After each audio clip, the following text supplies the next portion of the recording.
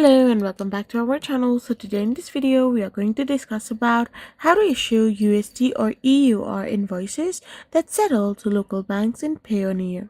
So without wasting much of our time, let's get straight into the video. So if you want to issue USD or EUR in your Payoneer and settle the funds to your local bank account, you must first have verified Payoneer account with a linked local bank account. You can then use Payoneer's Request a Payment service as well. So for this, you need to go and tap open your Payoneer account, and once you open it, once you request payment service in your Payoneer, after which you can simply receive like funds that can be withdrawn to your local bank account. So first of all, you need to set up your Payoneer account, issue the USD invoice, and settle funds to your local banks. Then you can simply withdraw it within the local banks as well.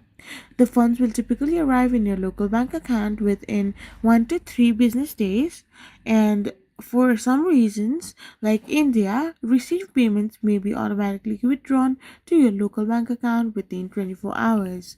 I hope you found this video helpful, so don't forget to hit that subscribe button and to give us a thumbs up. We will be back again with more informative videos. Thank you for watching.